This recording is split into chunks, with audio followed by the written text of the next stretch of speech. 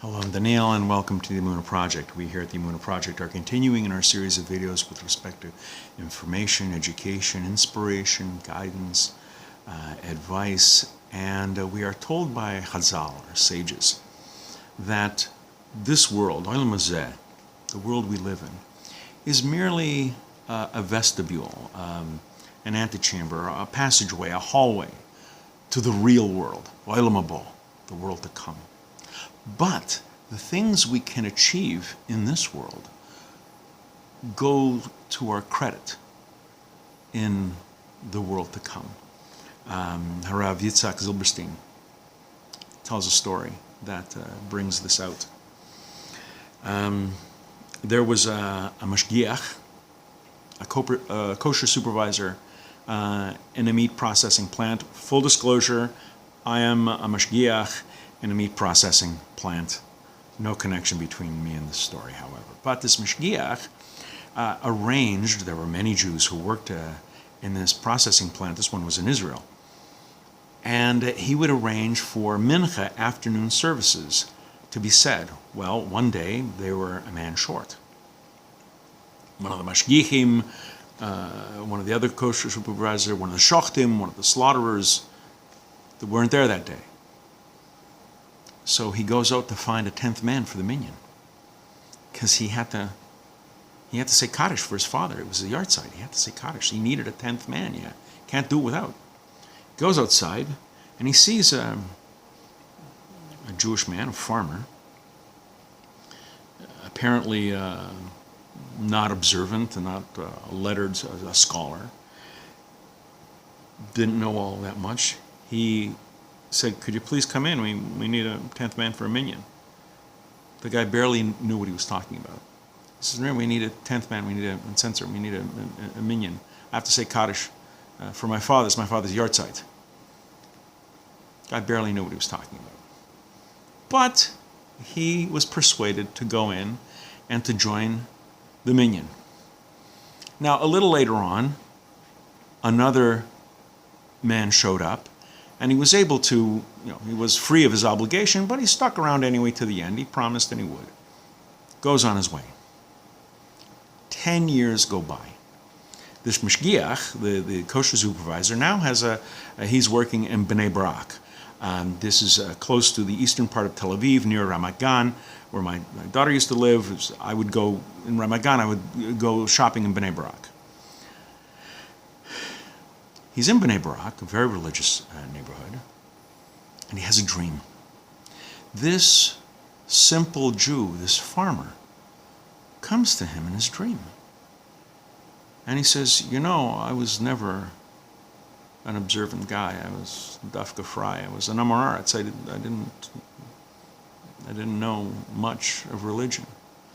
But when I got to Shemayim, when I got to heaven, that one incident, when I not only joined Kaddish, made the minyan, but stuck around till the end, I was given an enormous amount of credit for that. So much so that I was given permission to ask a favor of someone.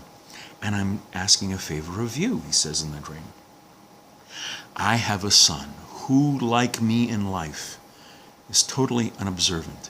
His name is such and such, and he lives in a certain neighborhood of Jerusalem. Please go find him. I died a month ago. Please find my son. This is his name. This is the neighborhood. Ask around. Find him. Try to convince him to say Kaddish for me. He's the only son I have. He's the only one who could do it. Please."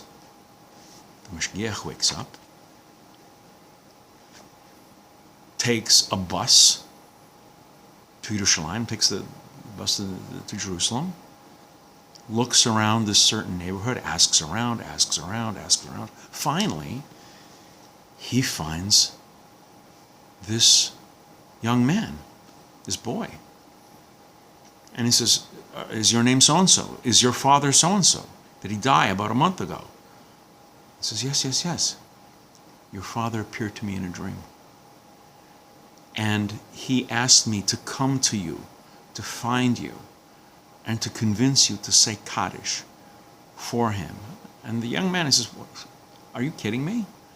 Like, my father asked that? He said, yeah, I know. But you're going to have to trust me on this one. I met your father.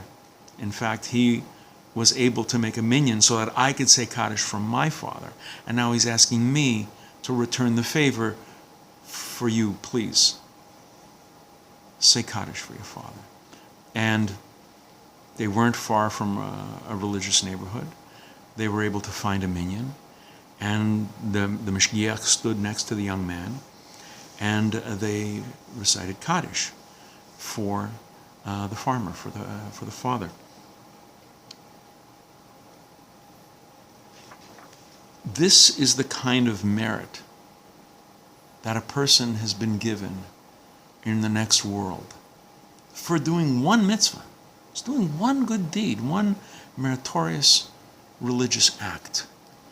Imagine what we get from a lifetime of doing these mitzvahs, these commandments, these good deeds, helping people, honoring your parents, feeding the hungry, clothing the naked, burying the dead. These things that cause us to emulate the Creator. Can we even begin to imagine the awesome reward that awaits us, not so much in this world, but in the real world? Once we go through that passage, when we get to the world to come, Olam Haba. We're going to be doing more videos along these lines. Please come back, please watch, please learn. And until next time, on behalf of the Emunah Project, I'm Daniel, and thank you too much.